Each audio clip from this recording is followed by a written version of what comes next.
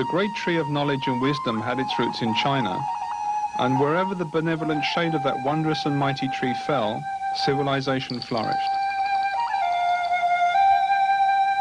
Protected from the barbarian by a great wall to the north, over the centuries a culture developed that was the marvel of the world. Scholarship flourished. Literature, medicine and military strategy were invented, then improved upon generation after generation. As the Egyptian, Etruscan and Roman empires rose and fell, the Chinese continued to develop a unique society that was decades, indeed centuries ahead of all others.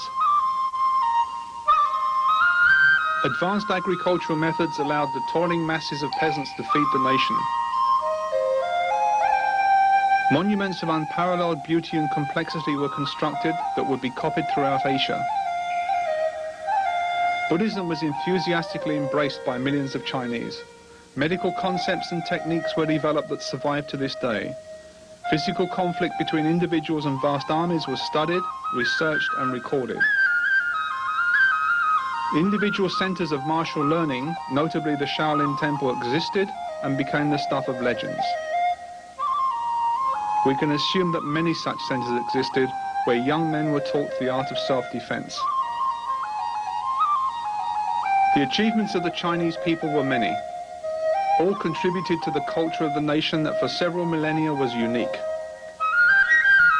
While the rest of the world slept the deep sleep of ignorance, China gloried in the civilization and in a way of life that would be unknown to others for many centuries.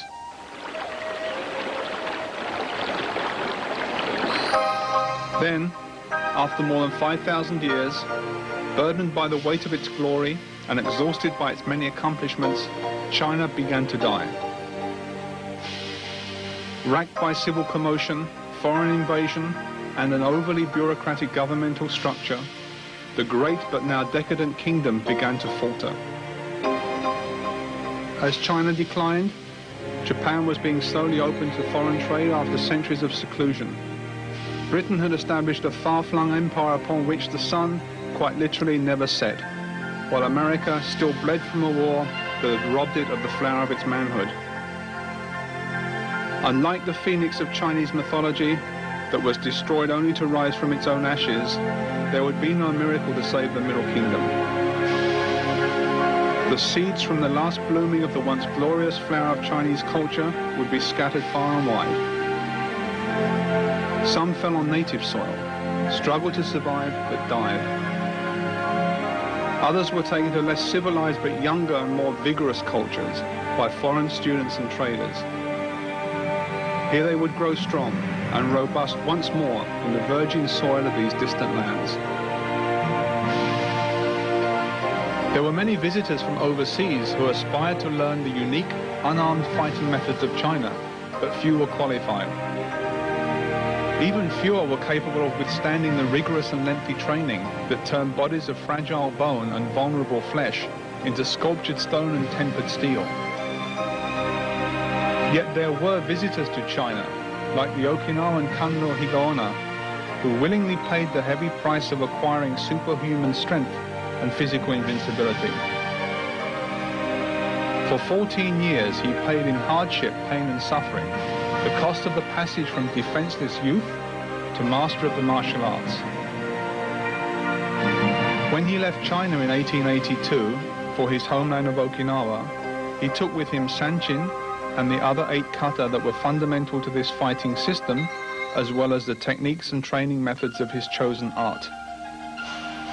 He would become a legend in his homeland and the pillar of the Nahate method of unarmed combat that took its name from the city of Naha in southern Okinawa. To the art of which he became the chief exponent, he would add to in his maturity, as would his most capable student, Tёdзюном Mияgi, in whose care this most aggressive and destructive fighting art was placed on the death of the master. It was he who refined it into a balanced and physical mental discipline, part hard and part soft, from which came the name Hard Soft School of China Hand, Goju Ryu Karate.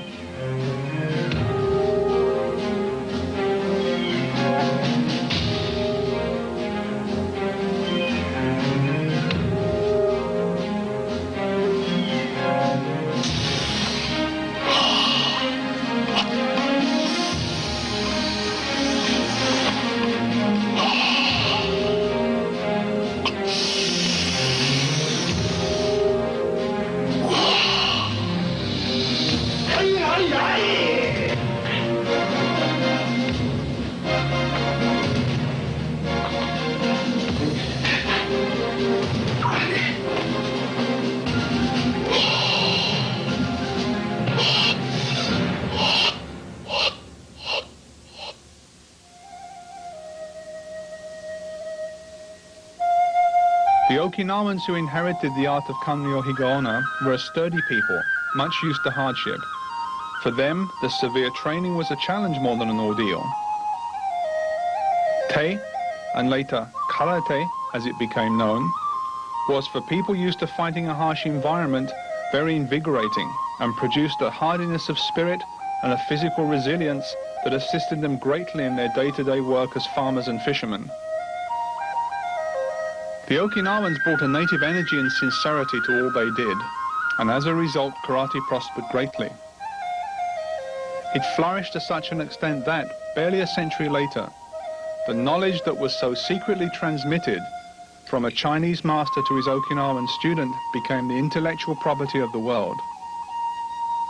An art that has become the activity of choice for many millions of people of every nationality, race and creed, but one that remains to this day, in some respects, as secret and as shielded from the public gaze as it was centuries ago.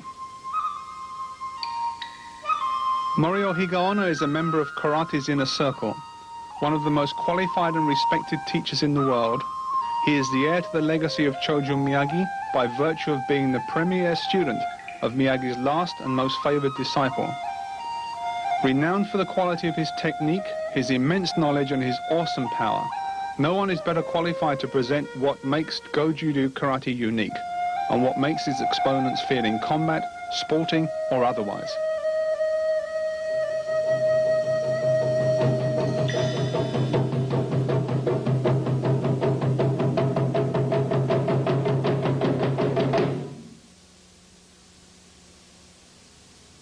In the early 20s, with the help of a number of medical professionals, Tёdzюном Miyagi sensei, the founder of Goju-ryu karate, developed a complete set of warming-up exercises that were unique both in their application and concept. Until this time, warming up was a rather random affair, if done at all, and injuries were frequent when severe training was undertaken.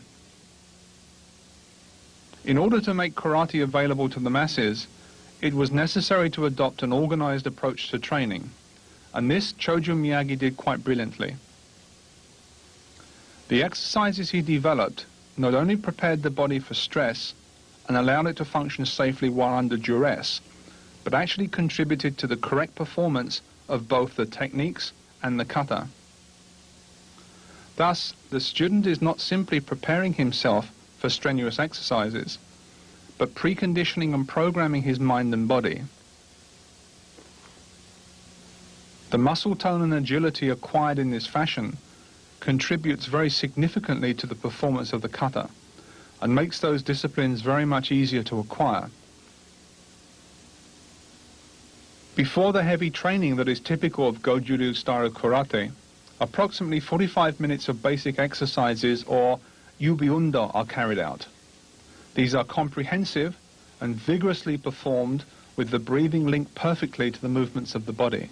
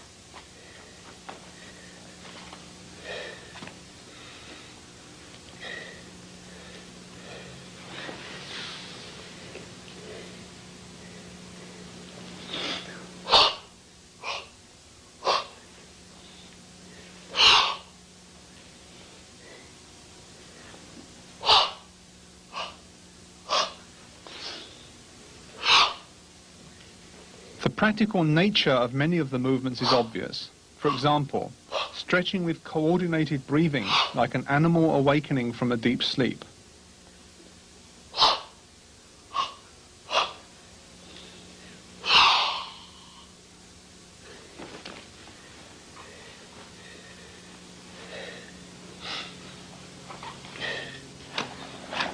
Swinging the arms to strengthen them and make them into weapons.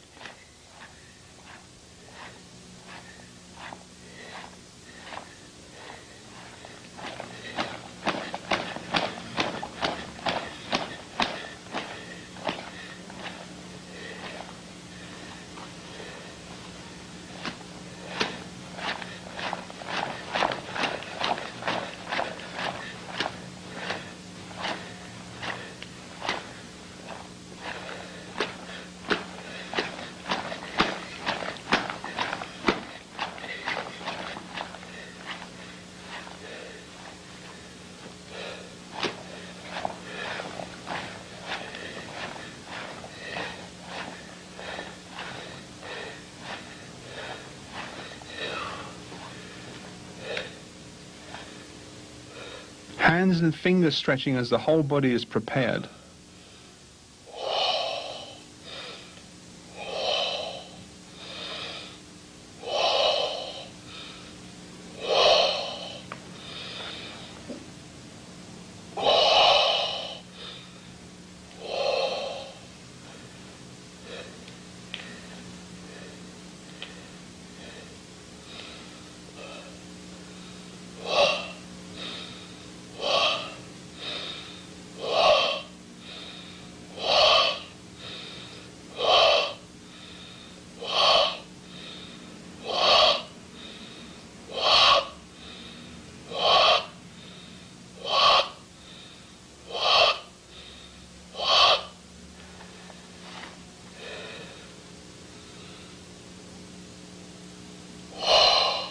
The shoulder is pushed down as the neck is stretched, an exercise in which the concentration required to perform it is almost as important as the exercise itself.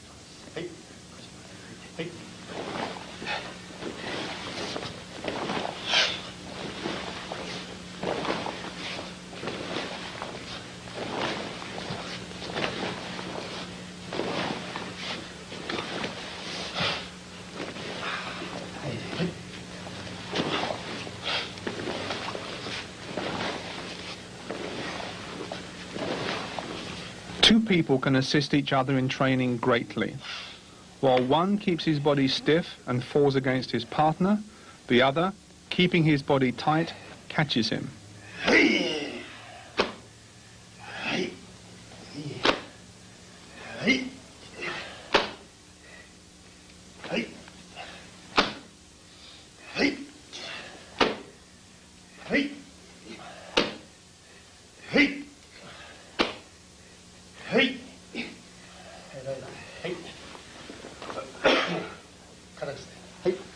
誰かもしれない。切れ替わり。はい。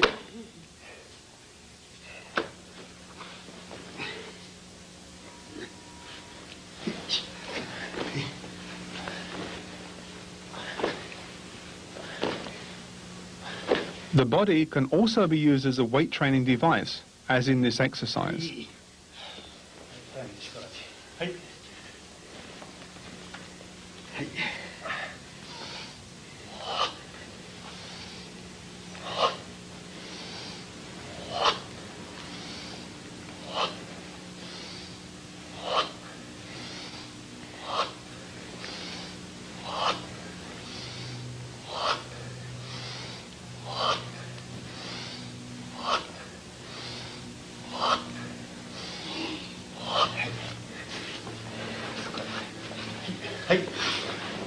And the body strengthened by resistance training in this interesting and demanding combination.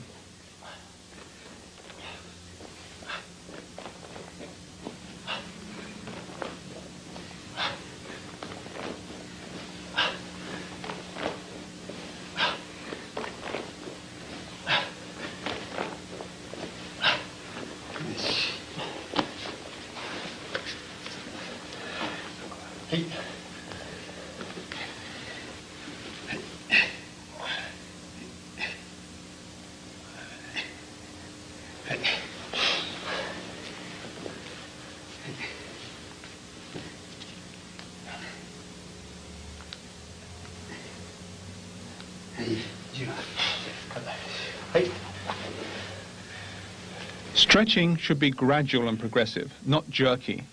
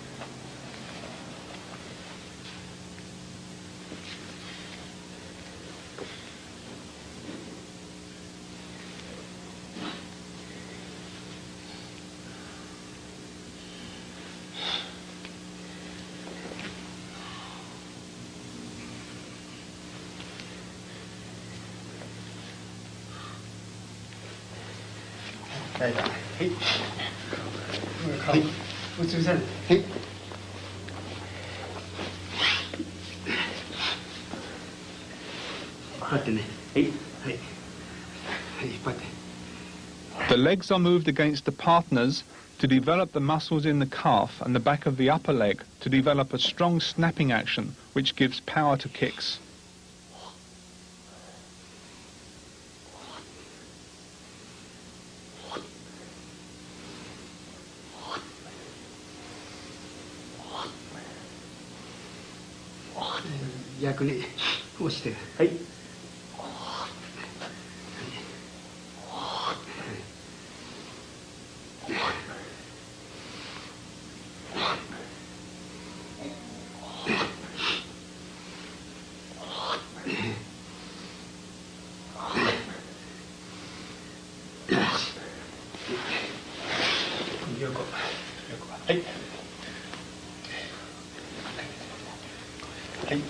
To safely stretch the side hip joint and leg, the body is stretched slowly and held for 20 to 30 seconds at the limit.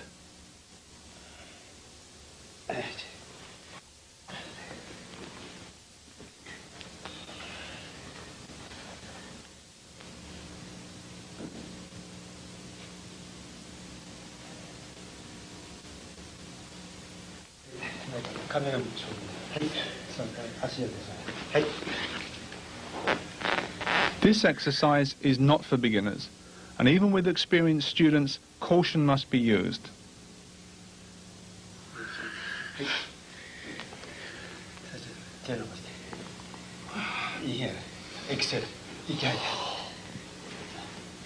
Stretch twice to the limit and hold for 20 to 30 seconds.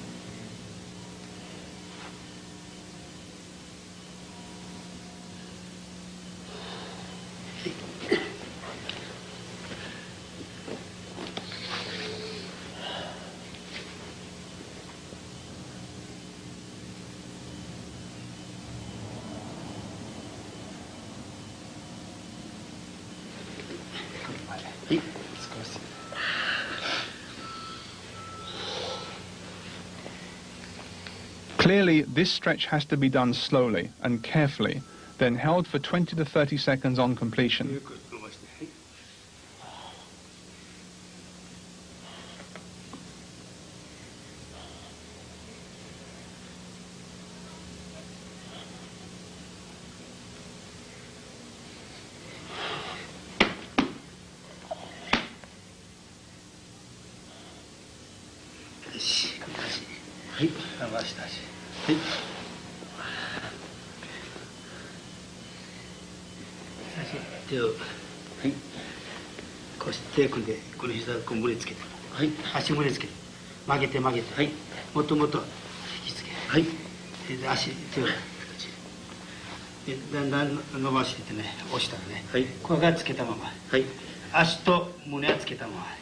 Pressure is carefully applied by the instructor to the student's body in order to stretch it to the point of utmost flexibility.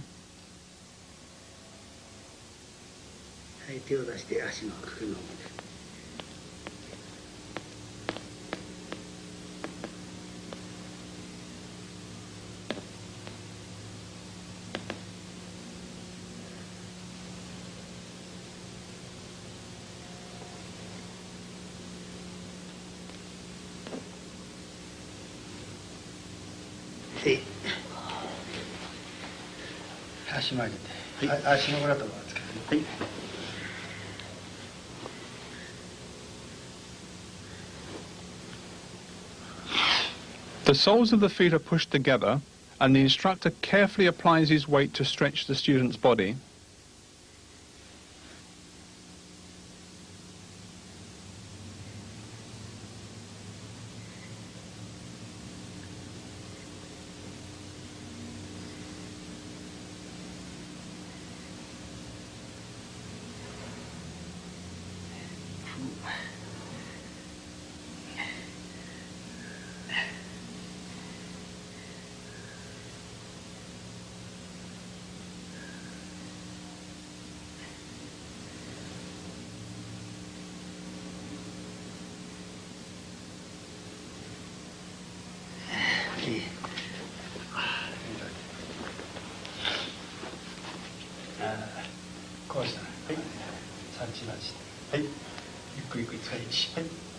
Resistance training against the instructor does not use the body weight, but the muscles of the elbow and shoulders, as well as the lateral muscles.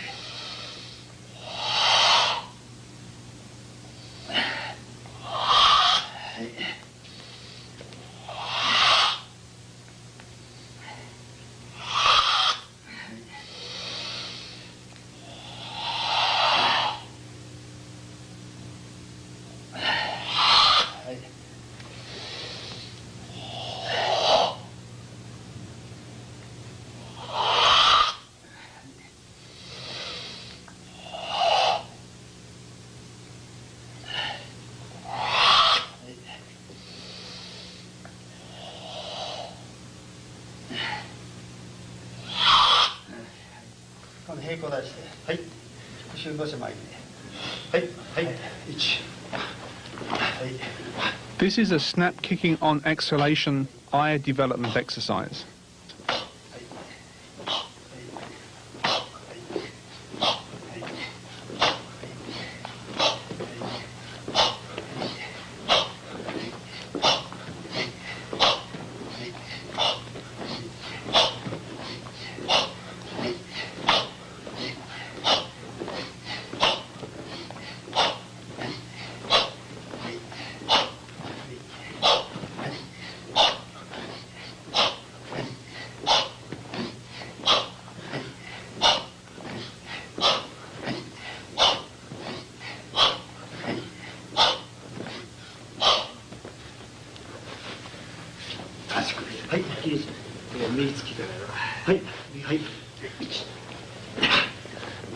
Another example of very beneficial training with a partner, sit-ups combined with punching techniques.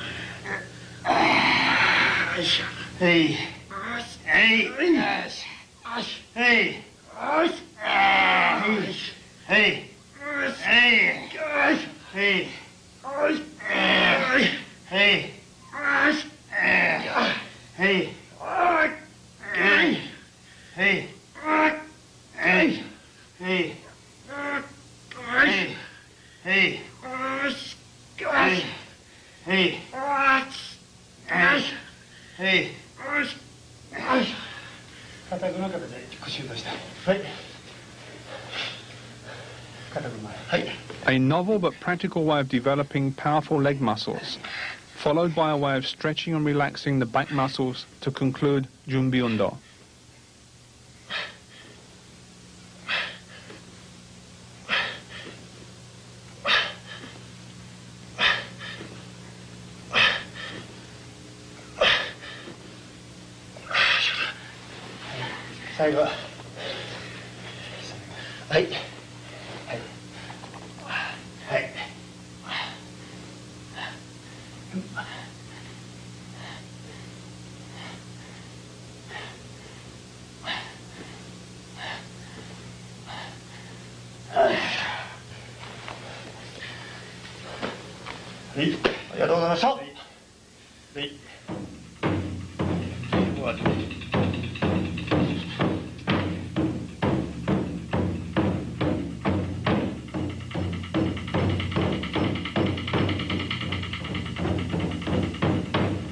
In the words of the founder of Goju Ryu karate, supplementary exercises, hojo undo, are practiced with the aim of perfecting the kata.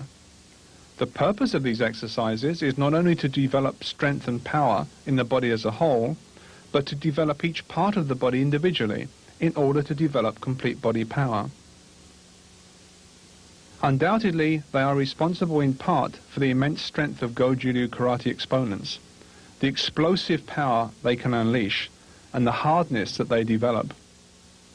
Attributes that allow them with impunity to submit, if necessary, to the assault of an opponent in order to decimate him at close quarters with a flurry of powerful kicks and punches, or a punitive grasping technique followed by a throw and control hold. Many of the training methods and equipment that are unique to Goju Ryu karate were brought back to Fujian Prefecture in southern China by Morio Higaonna. They are effective, safe and useful for students of any style of karate, and rapidly build a strong body, powerful legs and a phenomenally strong grip.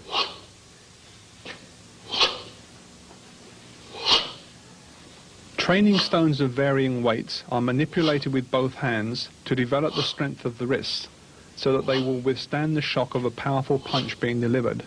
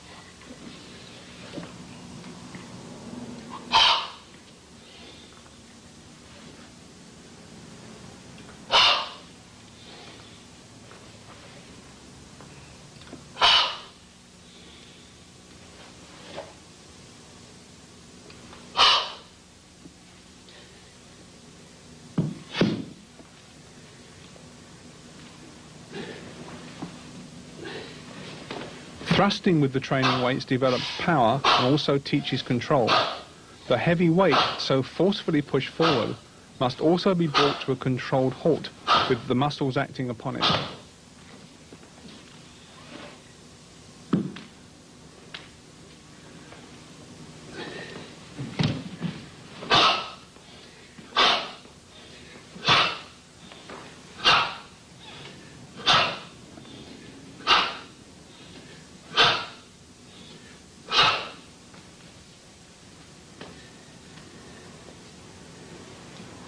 The grip is strengthened and the blocking action developed by rotating the forearm against the shaft of the training weight.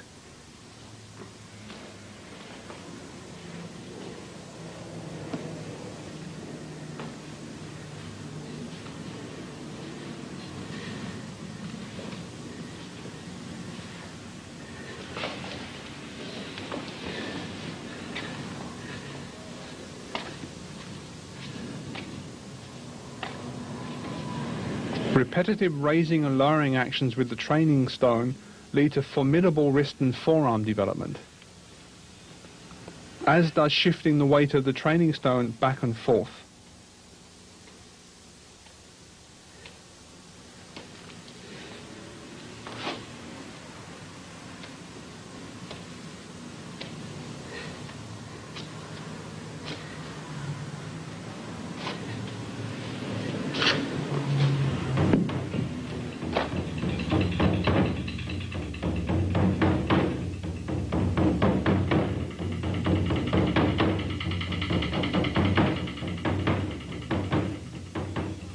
The nigirigame, literally gripping pot or jar, is another unusual training item much favoured by Goju Ryu exponents.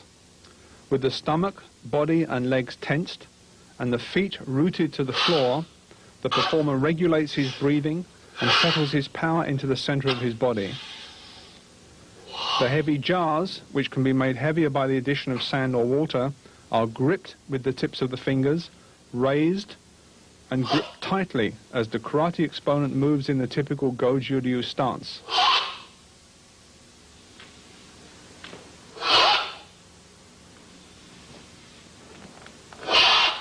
The ceramic training jars clearly had their origins in China, although now iron weights with a raised grip to accommodate the fingers are used there. Apparently, so many ceramic jars are broken by students that the iron substitutes were adopted for reasons of economy. The grip that is developed through training with the heavy ceramic jars is phenomenal and can be used to great effect in a real fight to both deter and severely damage an opponent at close range. Attacks to the side, ribs, face and legs are both common and extremely effective.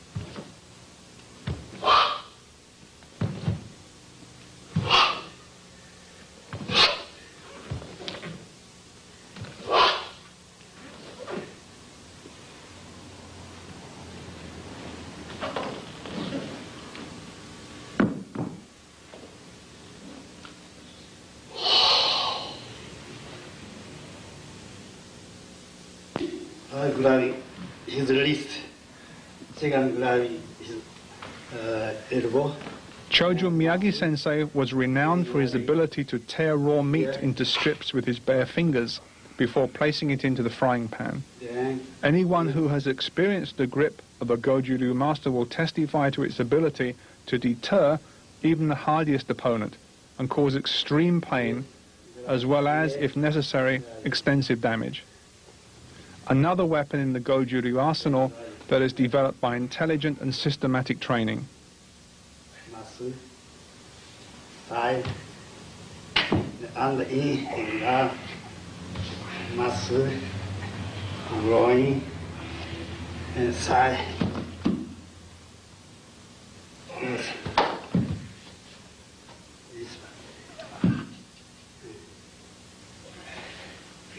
side. Then fingertips. Then thumb. Then this glove. And 2 finger glove. Other way. Thumb. And twist. Then grabbing. Then grabbing. Even the feet, toughened by regular training, can be used as weapons of assault. Grabbing. And this grabbing. Yeah. Okay.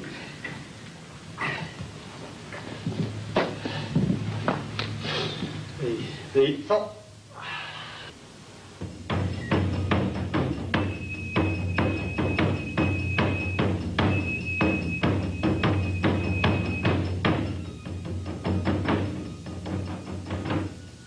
Goju Miyagi brought back this unique training implement from Hawaii when he returned from an extended period of teaching there.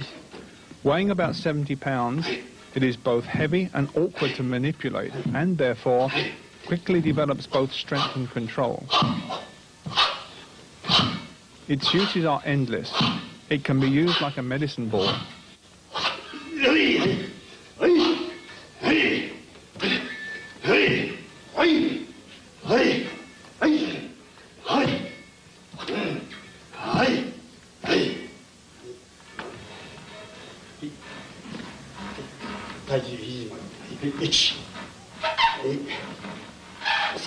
To strengthen the legs with squats.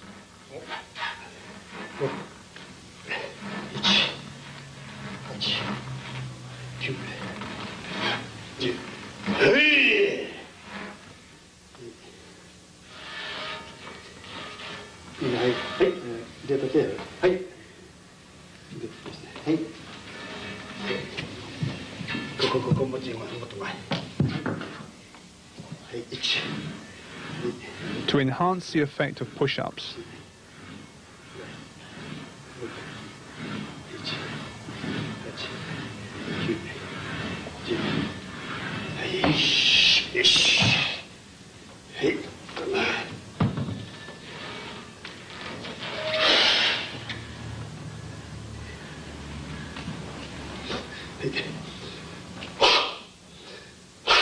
And to develop explosive power.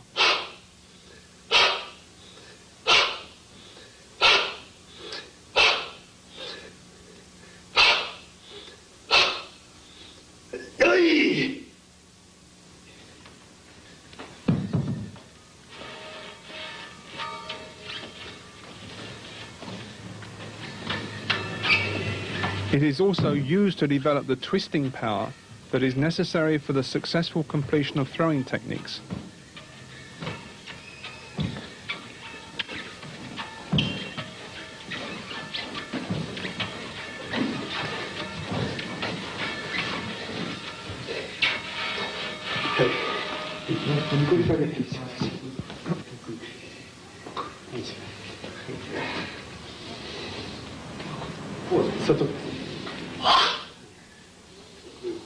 Here, a specific technique is performed while the weight is taken on the shoulders.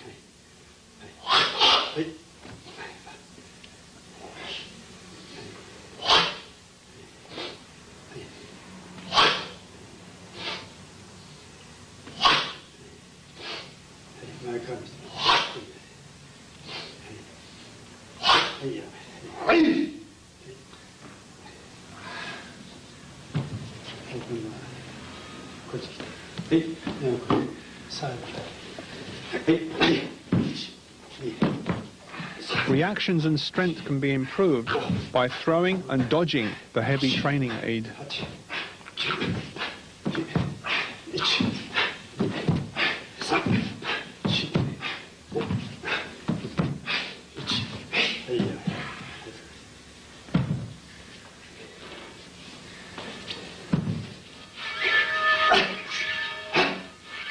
The Kongo Ken also has a role in body conditioning, where it is used to simulate a body check.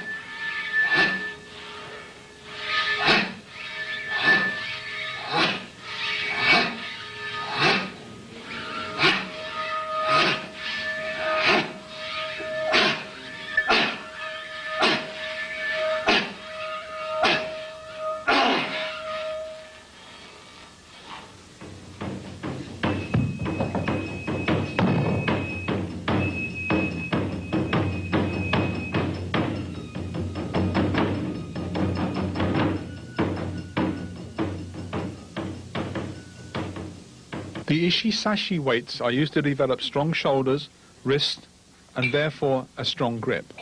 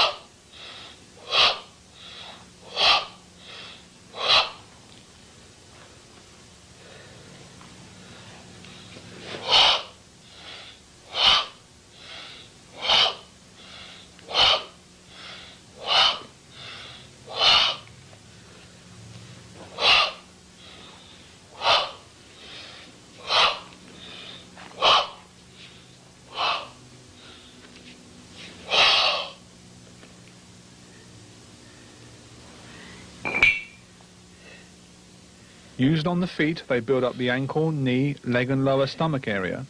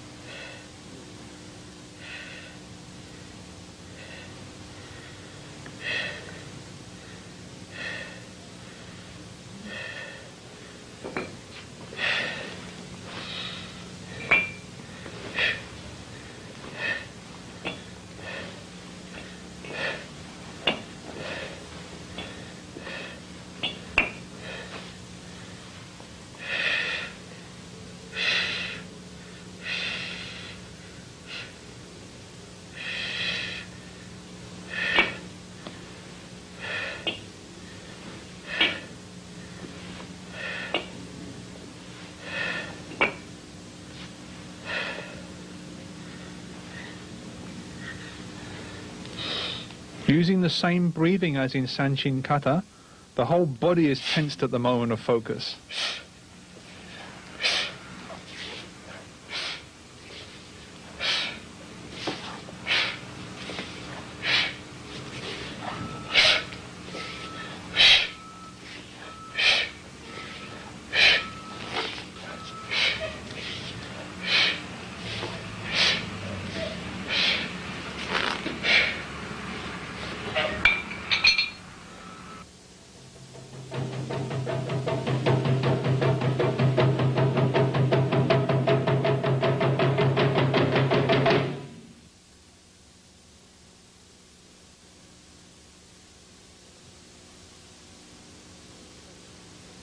Being a pragmatic form of self-defense, Goju Ryu karate promotes body conditioning to allow students to experience the repeated shocks of an actual combat, while at the same time hardening their bodies and strengthening their minds. Ude Tanren conditioning makes the arms strong and forges them into effective weapons for blocking and striking. The key to successful training is regular and serious practice. By this means, both the whole person is developed and a level of both mental and physical health and strength achieved that is the envy of many contemporary professional athletes.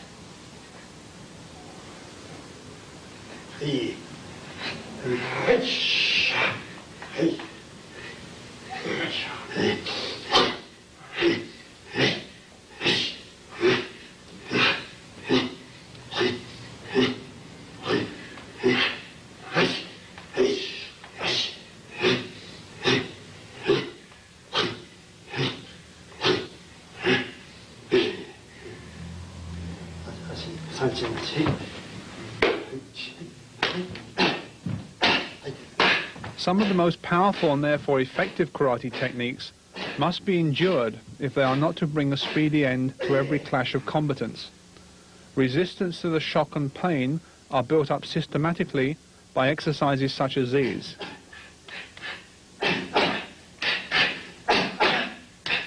Realistic but controlled clashes between trainees develop skill and endurance, as well as a familiarity with close encounters fighting, and therefore a highly developed sense of correct timing and distance.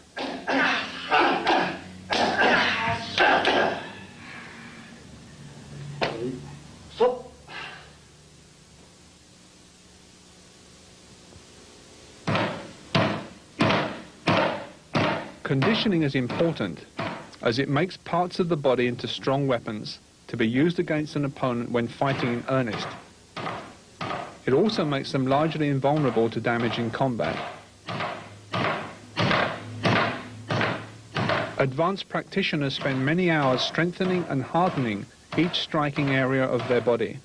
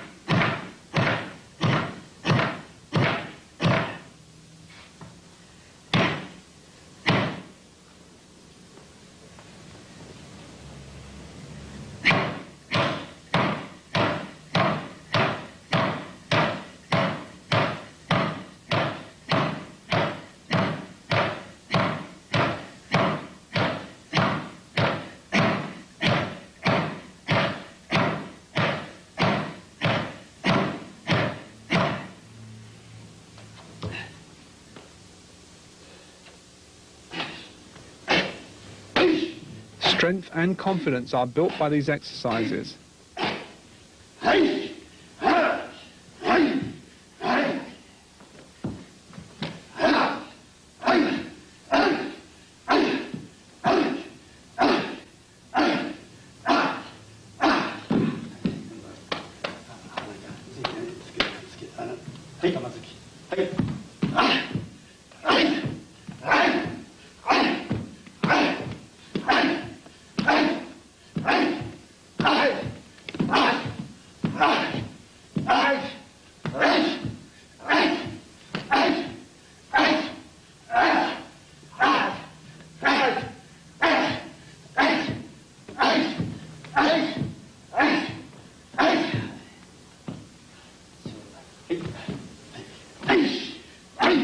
The more realistic the clash, the less unsettling the shock of actual combat. Bolstered by superior fitness, great endurance and a strong mental attitude, the warrior thus trained will invariably prevail.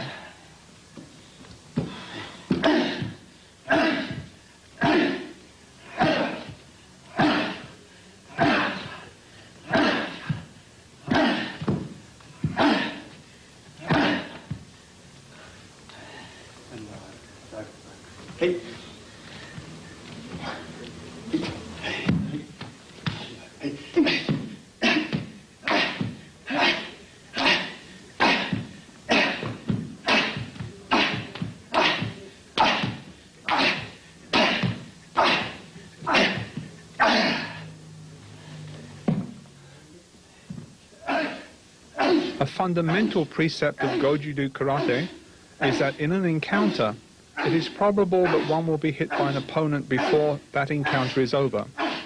Conditioning is designed to gradually accustom the student to this sort of shock, so that he will continue to function effectively when it does occur.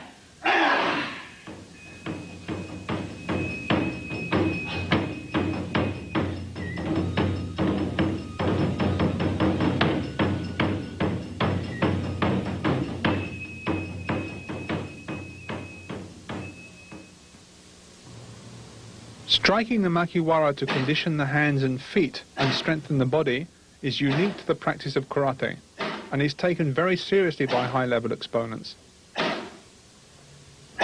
Punching ball training conditions not only the extremities of the body that actually make contact with the opponent, but the supporting structure as well. Repetitive striking builds up the wrist and forearm, shoulder, back and hips, as well as the supporting leg. Makiwara training must be both regular and repetitive. A beginner would do well to start with 100 punches each side per day, building up to 30 minutes training each day, and more. As training progresses, as many as 1,000 strikes on each side can be performed during the course of one training session. Some students may prefer to train more with their weak hand until they feel as comfortable punching with the left as with the right. The makiwara should be adjusted to just below shoulder level, and strikes must be performed on exhalation as they would be in actual combat.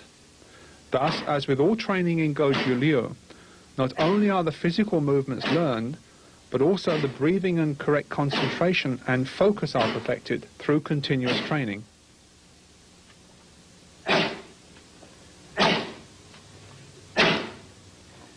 The importance of makiwara training cannot be overemphasized. All three of the fathers of modern karate believed in its use and trained regularly. Tёdzюном Miyagi had his students bury the boards in the hard ground of his garden dojo where they would train. Kenwa Mabuni, the founder of Shitoryu karate, would punch the training board for hours in the pouring rain, while his devoted wife held an umbrella over him. Funakoshi Gichin, the inspiration of the modern Shotokan form of karate, used the makiwara as an adjunct to his own training.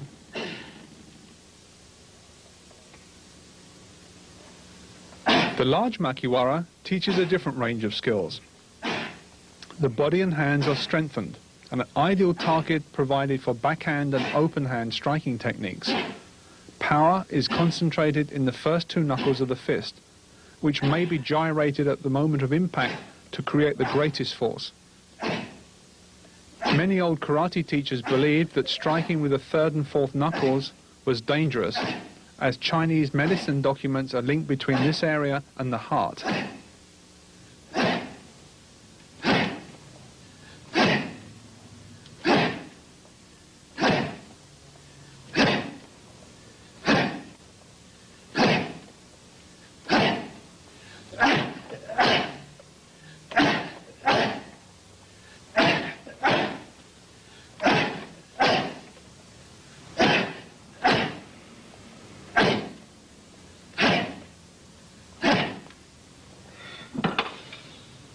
The addition of wooden stakes allows for arm conditioning and blocking practice.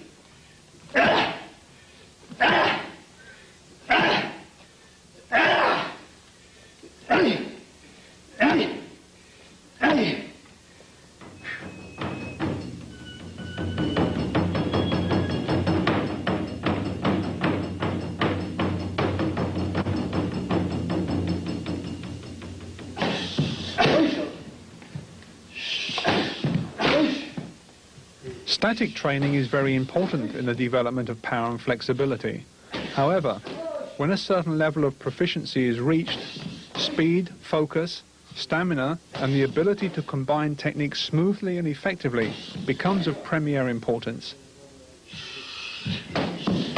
For this, the punching pads are used by the instructor to help his student fight effectively and for an extended period, while breathing correctly, applying hip twist to the kicking techniques, and showing good coordination.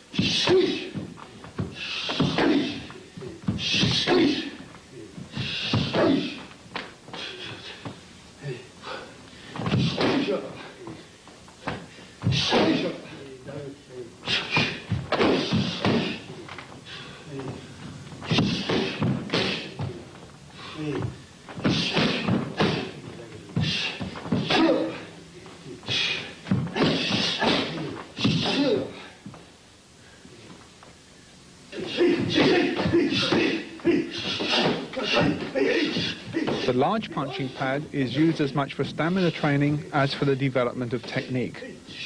The student is encouraged to attack vigorously, using full power and as many combinations as he can manage until only spirit and determination drive him on. In the Orient, it is widely believed that, as iron becomes steel by being subjected to intense heat and repeated blows, so the fighting man becomes stronger the more he is mentally and physically stressed. This process of spirit forging is an underlying principle of karate training in traditional schools and is supremely important.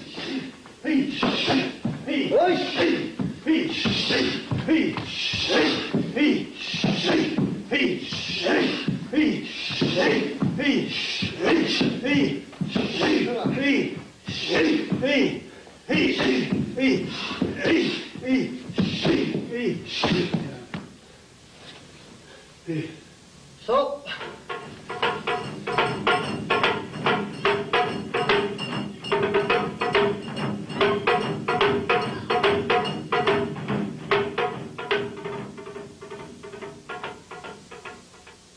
when Morio Higaonna returned from southern China, he brought with him much of what we know as the Goju-ryu system of karate today.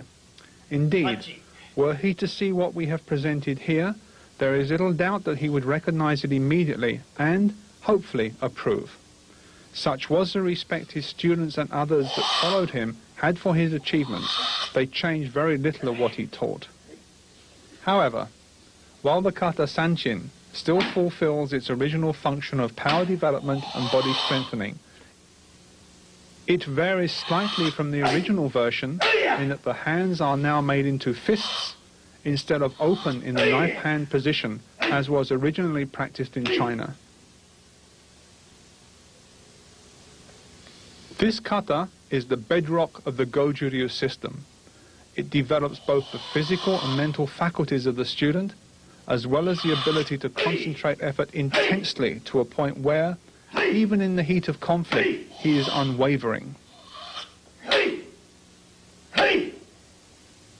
The body is held tight and the breathing is carefully regulated, so it is impossible for an opponent to ascertain the exact moment of exhalation and therefore of weakness.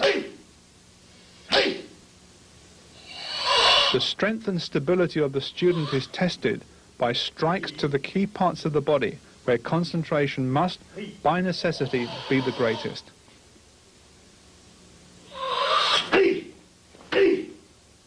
What an opponent sees when he looks at a Goju Ryu exponent is a powerful presence, determined and capable of inflicting a massive amount of damage if provoked. The body seems to be, as Miyagi Chojun would say, like a correctly inflated ball, neither too hard nor too soft, but easily capable of repulsing the strongest blow without suffering damage.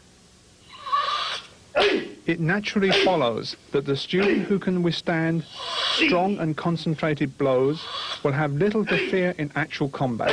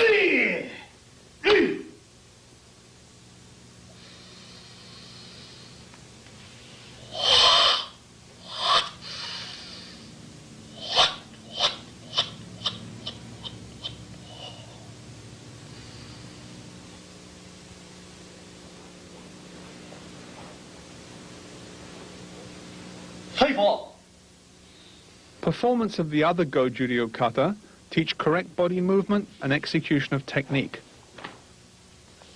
They must be performed correctly and with power, while the performer imagines himself in actual combat. Each exercise has a specific inner meaning that often only the performer is aware of. They are not dances or mimes, but exercises in combat reality that have developed over aeons of time from successful engagements. Each is unique, each is a cultural treasure, and each, more importantly, can turn an undisciplined student into a devastating fighter. Yet modern karate understands little of this, and kata is often reduced to little more than a performance to score points, just as a dancer or ice skater would. The movements of the kata come to us from antiquity. They have meaning and substance and should not be reduced to a form of entertainment. They are the legacy of all modern karate students and should not, like any bequest, be frittered away.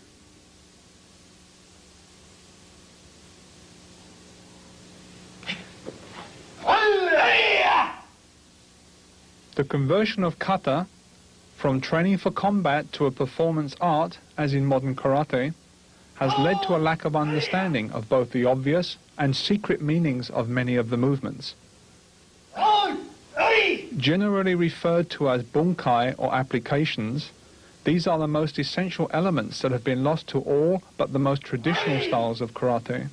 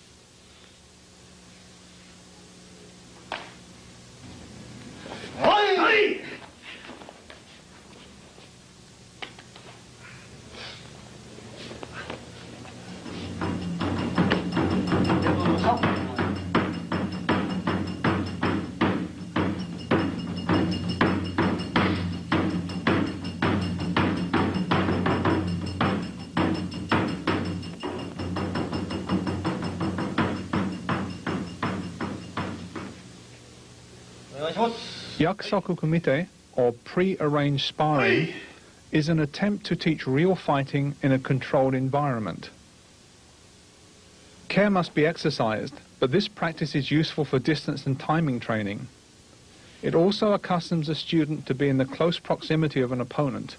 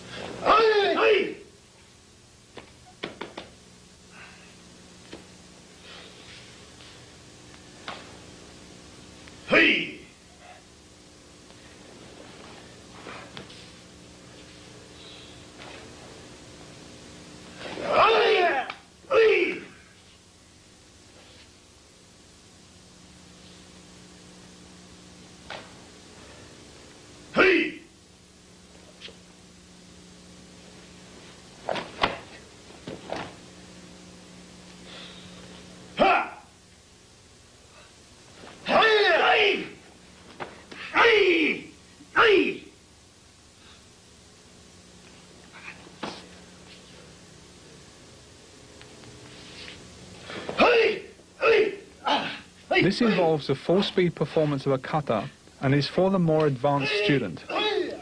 By this time, control and distance judgment should be developed to a point where the exercise can be performed powerfully yet safely.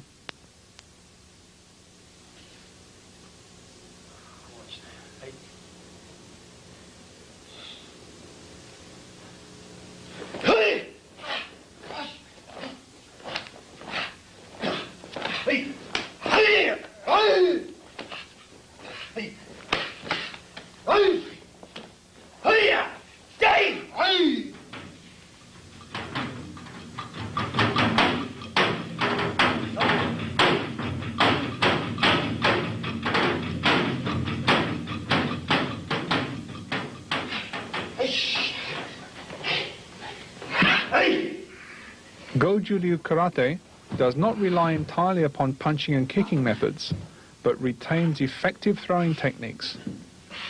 These allow the karate student to operate at close quarters. When necessary, an opponent can be seized and held immobile, or thrown down, and the engagement finished with a powerful blow.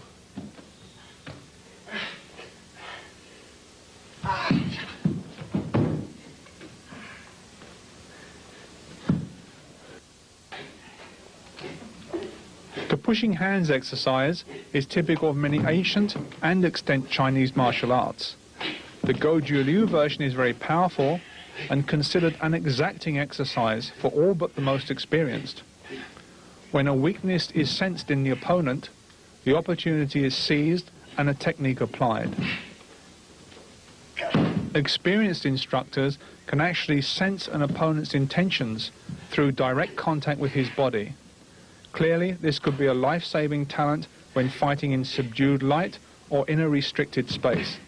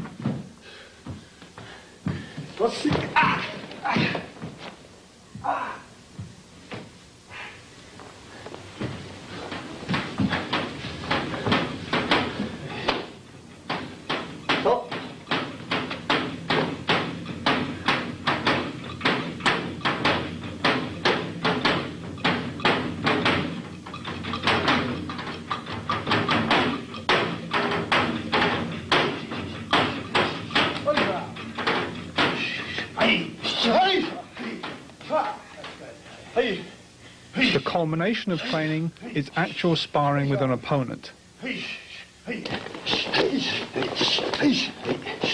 Preliminary and fundamental exercises, conditioning, makiwara training and kata all lead the student along the path that culminates in an engagement with an opponent.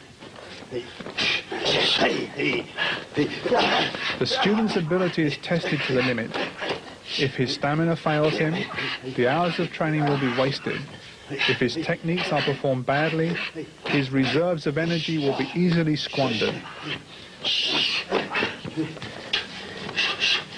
All weapons in the karate armory must be honed to the point of perfection before a contest in which one will win and one will lose should be considered.